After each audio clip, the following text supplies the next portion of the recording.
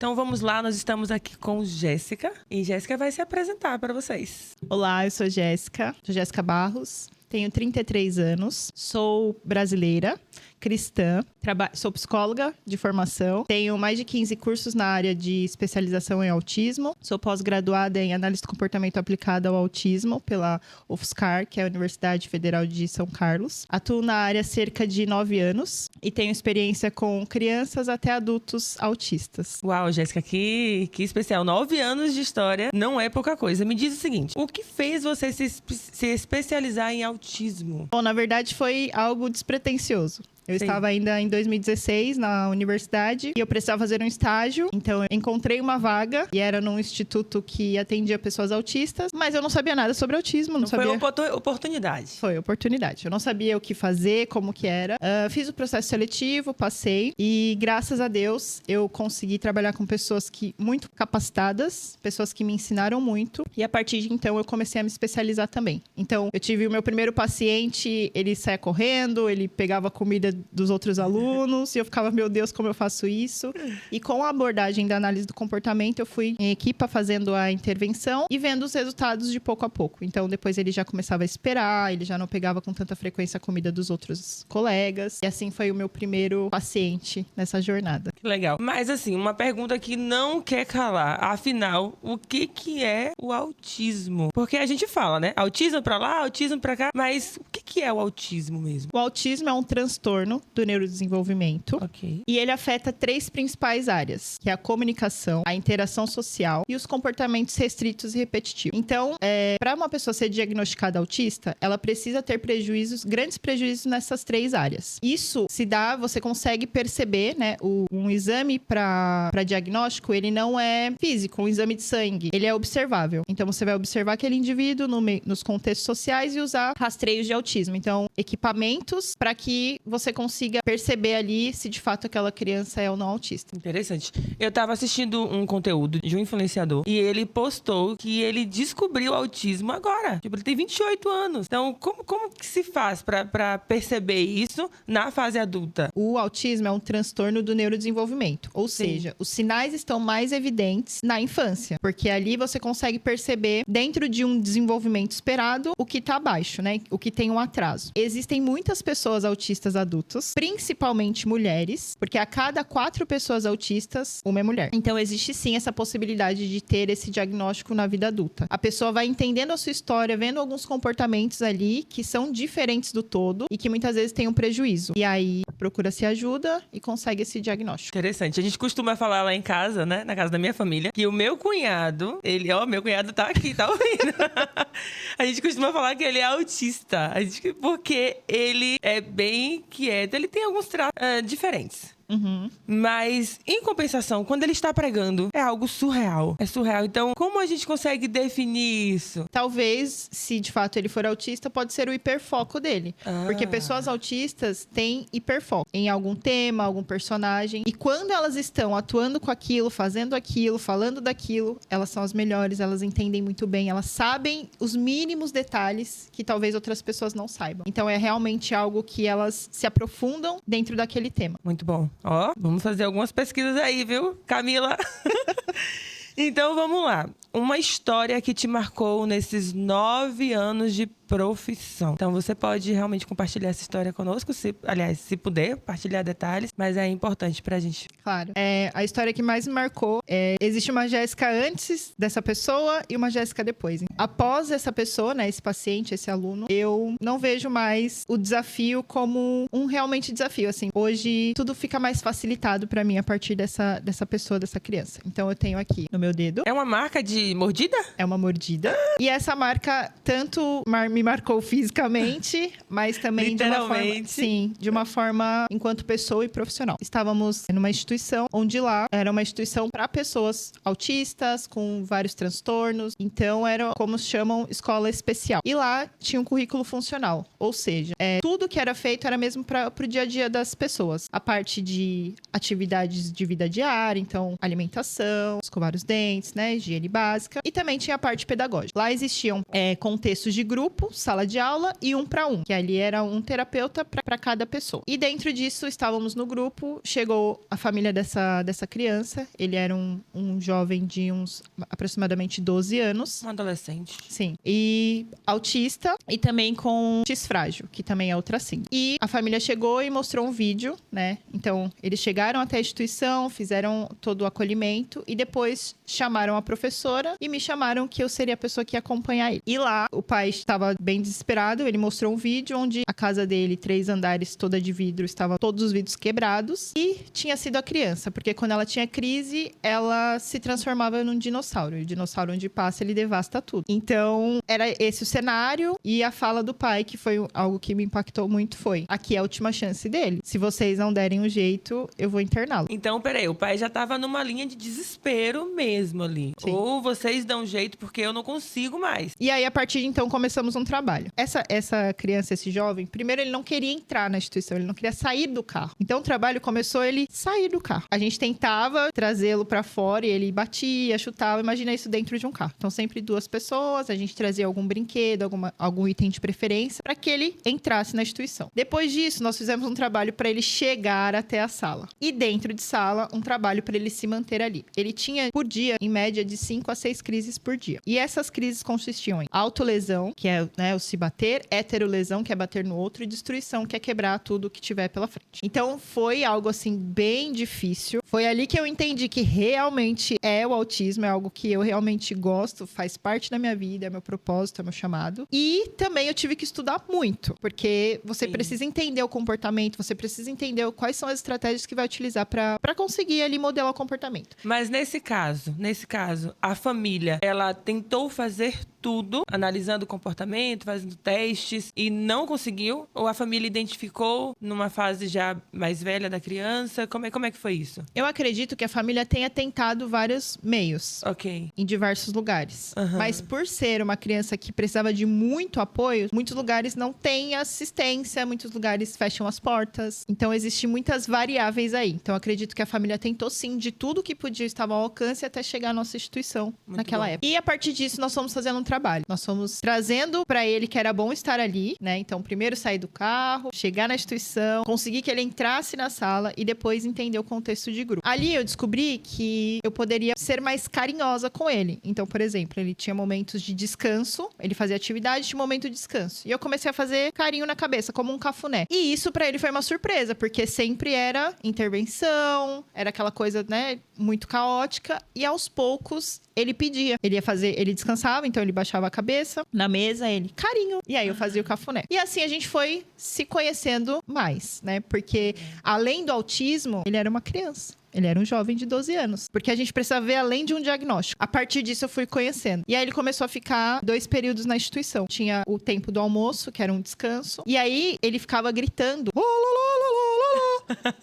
E aquilo, pra muitas pessoas, era muito inadequado. Porque ele tava gritando. E aí, eu comecei a identificar. Falei, ele gosta de ópera. Apresentei o Pavarotti pra ele. E ele amou. Então, ele começou a ouvir, ficava tipo, uau. E ele cantava junto. E aí, eu fui pensando. O senhor foi me dando estratégias. Até que um ponto que nesse momento de descanso, eu colocava um colchonete numa sala que não tinha atendimento naquele momento. Eu sentava, ele deitava no meu colo, eu fazia carinho e colocava o Pavarotti. E a partir de então, os comportamentos dele, claro, junto com a técnica, mas com muito amor e cuidado, foram diminuindo. Hoje, eu acompanho de longe essa criança e ele vai pras festas. Ele senta nas festas que tem da escola. Ele senta ali, assiste o que precisa. Não tem mais esses comportamentos que diminuíram assim muito. Claro que isso foi um trabalho de muito tempo com uma equipe grande, mas eu estava à frente, era eu que aplicava, né, essa parte da intervenção. Mas eu acho que o ponto-chave dele, específico, foi olhar para ele com um olhar não só de você traz muito problema, você quebra tudo, mas o que você gosta, quem é você?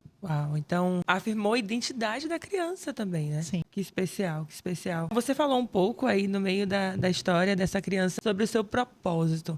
E o seu propósito, ele é específico para a criança? Eu quero entender um pouco mais sobre o seu propósito de vida, porque quando você fala sobre o autismo, sobre crianças que têm autismo, o seu olho brilha. Então me conta um pouco sobre o seu propósito. Bom, eu acredito que o autismo seja o meu propósito, né? Porque eu não o escolhi, ele me escolheu. Como eu falei, eu entrei na área porque eu precisava de um estágio e eu conheci esse universo. Então, a cada pessoa que eu conheço, são características que são gerais, pensando no autismo, essa questão da interação social, comunicação, os comportamentos restritos e repetitivos, mas para cada pessoa vai ser diferente. Então, se existe 1 milhão de autistas, que existe mais, existe 1 milhão de autismos. E a cada pessoa que eu conheço é um aprendizado novo, tanto para elas quanto para mim. Eu vejo o autismo de uma forma diferente. Sim, é difícil, sim, existem as suas dificuldades, mas é algo muito incrível porque você consegue perceber aquela pessoa que funciona de uma forma diferente. E aí, o meu objetivo eu vou ter que entender como ela funciona, eu vou ter que usar minha criatividade para poder ensiná-la, porque quando você vai ensinar uma pessoa e ela não está aprendendo, o erro não está na pessoa que não está aprendendo, está em você que não sabe a forma como ela aprende. Esse é o meu propósito, e não só com as crianças ou jovens e adultos, mas com as famílias, porque as famílias de pessoas autistas, elas são famílias solos, muitas vezes, sem rede de apoio, porque quando começa-se, né, a criança, começa a crescer, muitas pessoas da família se afastam, não tem ajuda, as pessoas não entendem e muitas vezes não querem entender. Então, o meu propósito é esse, é acolher as pessoas autistas, as suas famílias e preparar a sociedade para receber essas pessoas. Porque onde existe um contexto social, existe uma pessoa autista que vai na padaria, ela vai ao centro comercial, ela vai ao hospital, ela vai para a escola. Então, esse é meu propósito, é conscientizar pessoas, porque não adianta a gente querer incluir sem conscientizar. A inclusão, ela só acontece com a conscientização da sociedade. Você acredita, doutora, que nos últimos 20 anos aumentou a prevalência do autismo? Sim. Existem pesquisas que fazem essa comparação, né, desse aumento da prevalência. Então, em 1999, para cada 1.000 pessoas, uma era autista. Em 2014, já foi para cada 59. 2018, 44. 2024, 36. E hoje, 2025, a cada 30 pessoas, uma é autista. Então, a prevalência, ela sim está aumentando. Existem fatores que influenciam isso. A parte do diagnóstico, sim, que está mais facilitado. Hoje em dia, as pessoas têm mais acesso à informação. Só que isso tem que ter muito cuidado, o tipo de profissional que você vai. Não é só, aquela pessoa é quietinha, é autista. Não, né? Existe todo um rastreio que você tem que fazer, uma avaliação que não é feita assim, rápida. Mas também existem os fatores genéticos. Existe uma pesquisa que foi feita nos Estados Unidos em 2012 que diz que existe mais de 100 genes que podem gerar o autismo. Então, ou seja, podem ali, são predisposições para o autismo. E também os fatores ambientais, que podem ser a idade dos pais. Então, os pais, hoje em dia, estão tendo filhos uma idade mais elevada. A parte também de teve alguma infecção, alguma complicação na gravidez, na gestação. E também parte medicamentosa. Medicamentos para convulsão. Isso tudo pode, ali na formação, ativar essa predisposição. Sim. Esse gene que tá ali. Então, existem pessoas também que têm o gene, né? Mas não necessariamente tem autismo. É autista. Alguma pergunta dos nossos telespectadores? Deixa eu ver aqui. Tem sim. Tem uma mãe aqui que pergunta como trabalhar a comunicação com seu filho. Ele não fala e não consegue perceber, não consegue compreender o que a mãe fala. Se existe alguma forma de conseguir ajudá-lo nesse sentido. Sim, existe sim. Nós falamos que a comunicação, ela pode ser verbal, vocal, que é o som, mas também todas as pessoas comunicam. Todas as pessoas falam de alguma forma, só que a gente tem que dar as ferramentas. Então, existe a comunicação aumentativa e alternativa, que são figuras que representam, por exemplo, o ajuda, sim, não, quero. E aí existe essa comunicação, cada pessoa vai ter uma prancha de comunicação para aquilo. Ali, para começar as palavras, eu quero, me ajuda, tem uma troca, uma modelagem, né? Então, tem a comunicação aumentativa e alternativa. E existe também os apoios visuais, que, por exemplo, por uma rotina. Vamos pensar nessa criança que a mãe quer saber, por exemplo, da escola. Como é que foi na escola? Então, ela pode ter uma rotina ali do que ela fez, passo a passo. Ela chegou na escola, ela brincou com os amigos, ela fez uma atividade, ela teve o lanche, ela foi à casa de banho, ela tirou uma soneca e depois a mãe foi buscar. Ela pode ter essa rotina, então são imagens, né, feitas nessa rotina. E depois a mãe pode ir perguntando e ela pode ir mostrando. Ou também, é que existem várias formas da aplicação. Mas existe essa rotina, esse apoio visual para que a criança comece a identificar o que foi feito. Desculpa interromper, doutora. Eu fazia isso em relação à comida. Tipo, eu perguntava para ela o que é que ela comeu hoje. Ela não sabia dizer, aí eu mostrava desenho. Feijão, arroz, peixe, carne, frango. O que é que ela tinha comido hoje, e aí ela apontava. Era ficar mais fácil para ela do que verbalizar. Perfeito. Isso realmente é o que funciona, assim, nessa parte visual. Isso também funciona para as crianças que têm o repertório de fala, verbal, vocal, mas não tem tantas palavras assim. Então, para aumentar o repertório. E ali, a gente pode trabalhar, por exemplo, tato. Tato é a habilidade de descrição. Muitas pessoas autistas não têm essa habilidade, então é trabalhado tato de eventos passados, ou seja, contar o que aconteceu. E ali você vai dando, nessa rotina, você vai falando com a criança. Ah, então você fez isso e tal, e a criança pode repetindo aquilo, e a gente vai ensinando, introduzindo novas palavras. Então, foi pra escola, brincou com os amigos. Legal. Isso tudo através desse sistema de comunicação e esse apoio visual. Deixa eu só perguntar uma coisa em relação à rotina. Quando eles estão acostumados todos os dias, eles fazem sempre a mesma coisa. Quando muda essa rotina, agita um pouquinho ou muda o comportamento, o que é que eu poderia fazer para melhorar essa questão? Porque assim, não dá para viver todo dia a mesma coisa. E aí, quando sai dessa rotina, ela fica um pouquinho agitada, é como se tivesse perdida, não sabe onde é que tá, quem ela é. Pessoas autistas geralmente têm uma rigidez cognitiva, precisa muito dessa parte da rotina, dos padrões, porque ela se sente segura, ela sabe o que vai acontecer. O que nós fazemos em casos de vai mudar a rotina ou uma mudança muito grande, é sempre antecipar. Existe uma estratégia que se chama histórias sociais. Então, essas histórias sociais, a gente vai contar para a criança o que vai acontecer. Por exemplo, todos os dias, às segundas-feiras, ela vai para a escola, só que nessa segunda-feira que vai acontecer, ela vai para um passeio na escola. E a rotina que ela sempre faz não vai ser aquela. Então... Que desafio. Sim, é feita essa história social dizendo, olha, na segunda-feira você vai fazer isso, vai pro passeio da escola, pode acontecer isso e isso. Então, sempre dá uma descrição de forma de figura e contar aquilo para antecipar o dia. Então, é interessante fazer isso na semana anterior, até chegar o dia e mostrar. Claro, não são todas as situações que a gente consegue ter essa previsibilidade, né? Existem situações do dia a dia, por isso que é importante a intervenção, a terapia para trabalhar essa rigidez cognitiva. Então, trazer essa flexibilidade. Mas sempre antecipar ao máximo que conseguir aquela mudança que vai acontecer. Essa,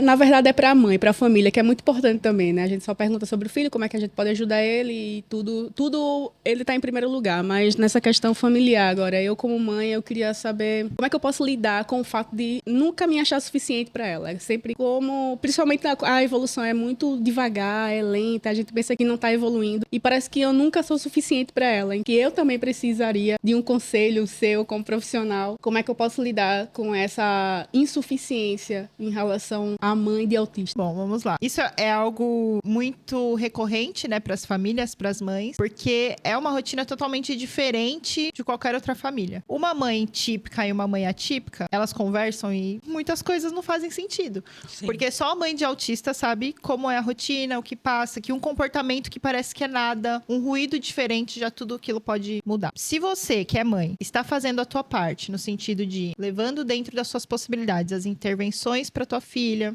em casa também, dá continuidade a isso, porque também não adianta só fazer a intervenção na clínica ou na escola, em casa não ser feito. Então, trabalho em conjunto, eu sempre falo, é o trabalho da clínica, da escola e da família. E entender que você está dando o teu melhor, está fazendo o excelente, o processo de aprendizado vai acontecer, mas não é no seu tempo, não é na sua ansiedade, é no tempo da criança. Então, aquela criança, ela tá aprendendo, ela tá fazendo, e isso é algo que vai acontecer aos poucos, devagar, mas talvez seja mesmo ter a oportunidade de trabalhar essa sua ansiedade. Porque eu imagino que não é fácil, enquanto mãe, enquanto família, mas a tua filha é olhar também o que ela já conseguiu, de quem ela era para quem ela tá se tornando hoje, e continuar no passo a passo. Existe uma abordagem que nós também fazemos, no caso eu faço orientação parental, que é exatamente para isso, é acolher as famílias e pensar em estratégias juntos, do passo a passo do que fazer para os próximos comportamentos, para as próximas fases da vida, e o que realmente funciona no dia a dia, para sair daquela coisa da teoria, porque na teoria é tudo lindo. Agora, a prática que é realmente, a gente vai ver se tá funcionando a intervenção. Então, acredito que uma orientação parental vai te ajudar nessa sua ansiedade e conseguir projetar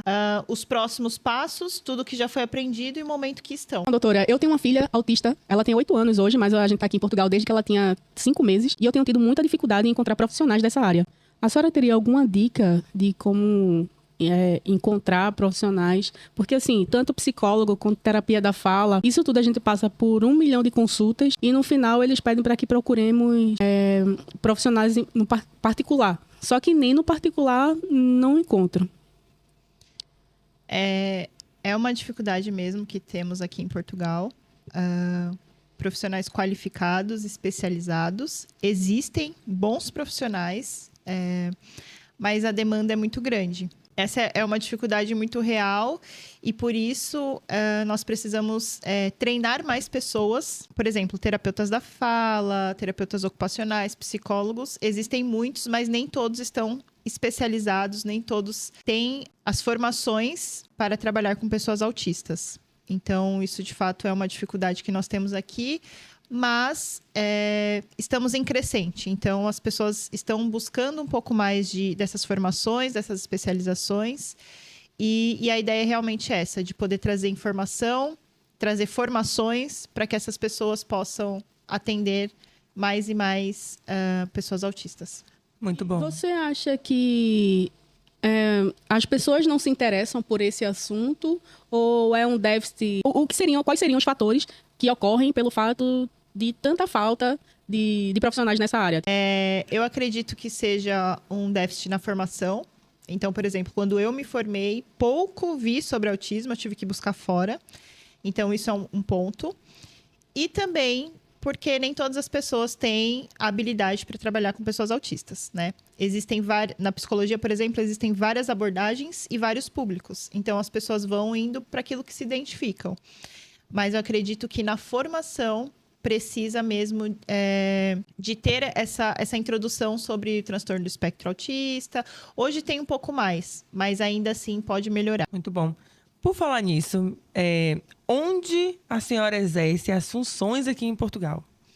Bom, hoje eu presto serviço numa clínica em Almada, faço atendimentos online, também presto serviço em consultório em Saldanha. Então, eu faço essa parte de prestação de serviço para essa clínica em Almada e também faço atendimentos particulares. Entendi. Então, se uma família precisar de atendimento, me corrija se eu estiver falando errado, e precisar que a senhora vá lá na casa, ver como é que está a situação, existe também essa possibilidade ou não? Existe sim. Nós podemos marcar uma conversa, eu explicar o meu trabalho. Então, geralmente é feito um acolhimento com a família, para eu entender as demandas daquela família, o que eles estão precisando para aquele momento. É feita uma avaliação, para eu entender também quais são as habilidades e os comportamentos a melhorar daquela criança. E depois a gente tem um plano de intervenção para poder colocar, de fato, em prática tudo aquilo que nós construímos juntos. Então, isso vai ser feito.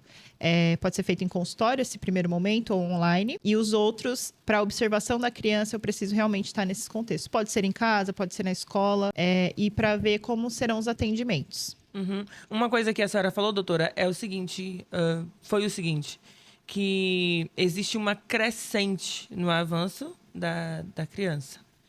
Mas não existe um padrão, né? Por exemplo, o pai vai chegar e falar, olha, são quantas sessões? Existe esse padrão de quantas sessões ou é de acordo com o avanço da criança? Quando se faz a avaliação, então, por exemplo, um protocolo que é muito utilizado para ver os marcos do desenvolvimento se chama VIB-MAP. Então, ele consegue ver os marcos do desenvolvimento daquela criança.